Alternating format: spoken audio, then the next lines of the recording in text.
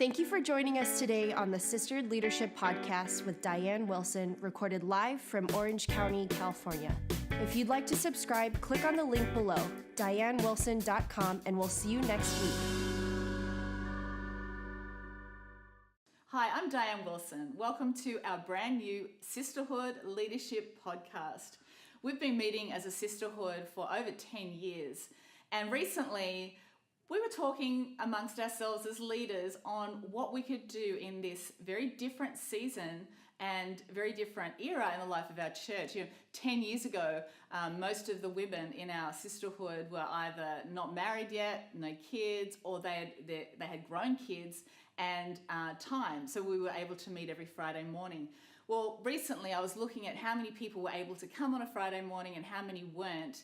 And it just seemed like crazy for us to not make some changes so that we could reach more women and help more women develop in their leadership. So we're excited about this new leadership podcast, including different leaders every single week. We're having a conversation. There's going to be questions asked and answered. And my heart is to make everything practical, because leadership has got to apply to our real life, not just in theory. And so thanks for joining us. And we really hope that you enjoy this month as we focus on, of course, our Bible, which we love. We call it the Bible Book Club. And Bible in a year is amazing. This is my 17th year around the block. And of course, this month we're focusing on one of my resources, It's Time, and this is a leadership book. So thanks again for being with us and hope you enjoy. Welcome to our Sisterhood Leadership Podcast. Really excited to have some friends here today.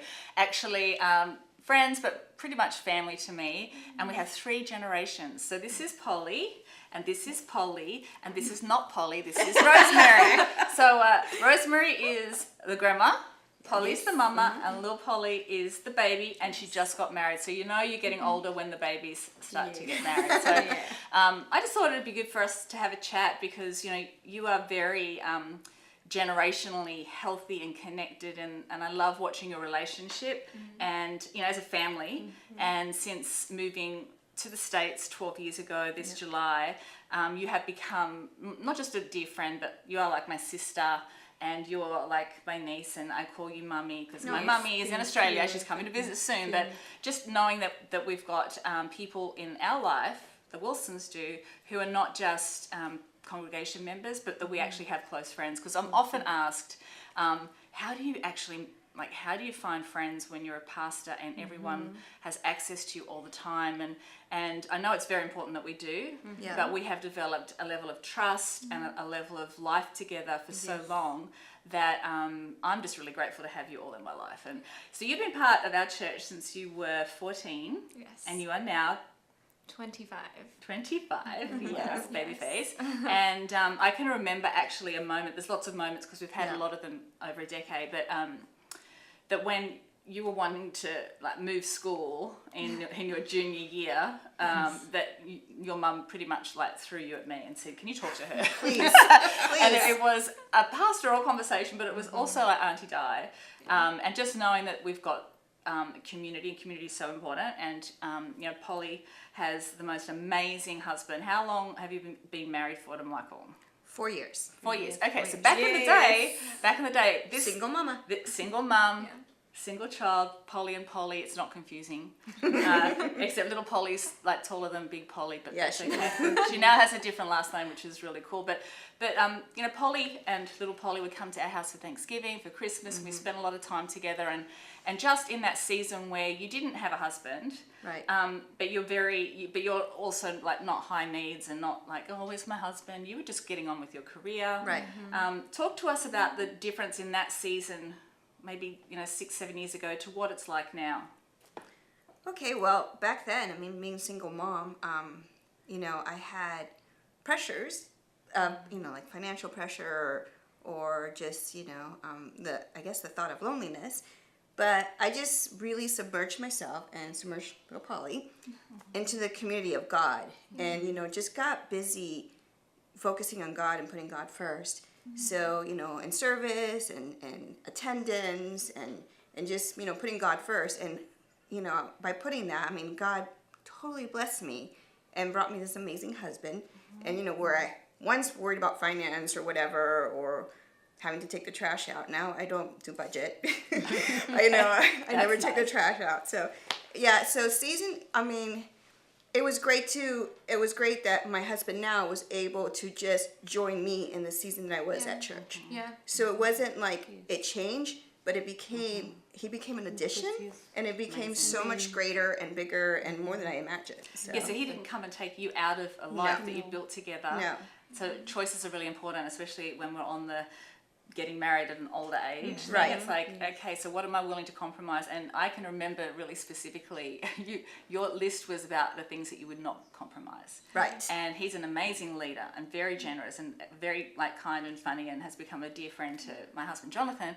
But he also is a man of no compromise. And so you both as a unit have made a fantastic contribution. And we know that a lot of our young marrieds look up to both of you, and here you are, you've only been married 4 years, but when you do the process right, then it actually is not loss, it's change. It's just a change, and it's for the better. So Mummy, let me ask you a question, because I love you and you've got the most beautiful accent. We want to hear how wonderful she sounds. Spanglish. She just moved from Florida a couple of years ago, and is now residing here, which is the most exciting thing. So back in the day it was the two of you. Now you've got the bigger family. And we just recently celebrated your 50th wedding anniversary. Yes. Daddy, who's here, you can't see him, but he's here. He's always by her. These people is inseparable. Remind me a lot of my mum and dad. Been married for over 50 years, but how wonderful to be in a marriage that has empowered you as a leader. And not just a mother, but also, to be a leader in the house of God, and to have that strength, which is not overpowering, but it is a strength that is quiet and confident. So just talk to us about how wonderful it is to have that in your life. Well, in the beginning, I was Catholic, but when I have to go to pray, I always pray to God. And me and Paul, we got saved at the same time, and it's a journey, okay? But when you really commit to God, He help you, because we can do two different countries, two different customs, and here we are, 50 years. Amazing. It's amazing. And the only is, just walk through the Lord each day. Sometimes, we have down and up, but it's always love in there. They don't make different when it's love with the Lord. I think it's everything. Yes. This is the magic word, Jesus. I love that, because the example of the 5 decades of marriage, of course, there has to be ups and downs. Yes. Yeah. But for you to prove it's possible, we all need that. We all need that. Yeah. So I also love that you love to serve. You love hospitality. You are crazy good in the kitchen. Yes, she is. So your bridal shower was like a whole nother level. I'm oh my goodness. And just watching you take on a project and owning it so beautifully. And I think too that's an example for us to follow. That we're not just sitting around letting everyone else do everything, but you are a jump in and do it. And it's a great example. And so who do you love better? Just kidding. Just kidding. You're very close to both Mum and Mummy. Yes. Just talk to us about how important that relationship has been, say maybe 7 years ago, and now that you're married as well. Yeah. So 7 years ago, my mom was a single mom. My Oma was across the country, and both of them were building into my life so beautifully. I mean, whether it was leading by example, I would go over every summer and visit my grandparents, and my mom just raising me throughout the years, bringing me to church so faithfully. I remember coming with carloads of friends from an hour away when we lived far, and just my mom always so faithfully building into my life and just putting kingdom principles into me. You guys have been so foundational to my life as a Christian, and I remember calling my Oma and Opa in times where I just needed wisdom and just saying, this is happening in my life, I don't know what to do, and just getting an outpouring of wisdom from the both of you, and encouragement and just stability, which was so good to me, and my mom always speaking life into me. I remember I would be called Princess Buttercup. Yeah, I would call her that. Is that like while you were fighting or like? No. I hate you too. Yeah. Hey, don't set it up like it's all perfect. No, But no, there no. were times me and my mom were so different too, and Yeah. we have very different personalities, and It's like this. Sharing a small space we back in the day. Yeah. shared a room for most of my life. Yes. So being in such close quarters, that was also something that sharpened us. Yeah. And I remember running to Mama Di, literally Yes. to her house. Yes, I often find her. I'm like, oh hi, Goldilocks, are you staying tonight? At least her mum knew that when she was running to my house, she was going to be sent straight back home. Yes. Yeah. So, Yes. yes. That's actually really cool. Let me just ask you something, because you've got a mercy gift, which is precious because you're a nurse, Yeah. very successful at your age and stage. Well done. But you're no wallflower. So, sometimes with the mercy gift, people can just, collect stray cats, collect people. But you've been able to mature as a leader at a young age and understand that you have to have a plan when you've got a mercy gift, because otherwise, what do you do? And people don't need sympathy, they need a strategy. Yeah. So empathy helps us walk in their shoes and take them on a journey, always pointing people to Jesus. But I know that I saw that mercy gift on your life, was it 5 years ago, 6 years ago, really clearly. And we sent you as a surprise to Lima, Peru, Yes. on a mission trip, because you always wanted to go on one. And we sent you, and off you go, Polly, and here's your ticket, and here's the wonderful friends, the Barragas, Yes. Camilla Divya, Yeah. and she comes home with a boyfriend. I was like, not really? happy. I'm like, I forgot to tell you that. Like, don't get sick. Make sure to know what, keep your passport close to you. Don't talk to strangers. Don't get anywhere by yourself. And I forgot to tell her not to fall in love. So she came home with her heart left in Peru. And I'm like, how did we do this? I'm so responsible at this point. Well, I actually wasn't. It was the Lord. Yes, it was. And it took 4 years Yeah. in process Yeah. for you to be patient, for Yeah. you and Jean Carlos, your amazing husband. Yeah. He's so fun. We'll have to get the two of them on for something. To actually walk through that process and know that was perfect timing. Yeah. Even though 6 months in, it was like, can we please just be together forever? And 18 months in, we were ready to get married and all of that. And you had visa, challenges you had to work out. And then were you going to move away from this Yeah. and live in Peru? Or was he going to be able to come here? It's a really big life decisions. Big deal, yeah. And just to wait. And I remember I said this to you because you've been married, you've had several ceremonies because they had a civil ceremony in order to get the visa, and then they had the big wedding the religious ceremony in Peru, and then we're having another ceremony. It's awesome. So you have married a very good man. Yes. But I just wanted to highlight too that something that I said to you, because after you got back from Peru, which was just really recently, you and Jean Carlos came back, and it's like now you live here together. Yeah. How wonderful for you to be able to move into your own apartment Yeah. and to be able to have all of that set up. And I don't know why sometimes we feel in this this predicament of rush and hurry and the stress it can bring. And I know it's like you did a pay now, play later, but how lovely is it that you're so settled. You're not kind of scrambling around where we're going to live and we don't have a job and we can't, what are we going to do? And that's okay, because that's also an adventure, but it is stressful. And can you just give some wisdom to people that are dating now on how you found it difficult but important not to rush the process? Yeah, so that is a really big part of my story. John Carlos and I, of course, met in Peru, and we knew that we found the one for our life, and God placed each and every one of us. Sorry, God placed John Carlos in my life and me in John Carlos's life, and for us, it was okay. How do we honor our leaders, honor the people in our lives, and just honor God in this process? Because there was a lot of opportunity for people not to understand. And for me, my prayer throughout the whole time was, okay, God, I have peace about this. I'm going to wait until you give peace to the people in my life, because there were some people in my life, including my mom. Oh yeah.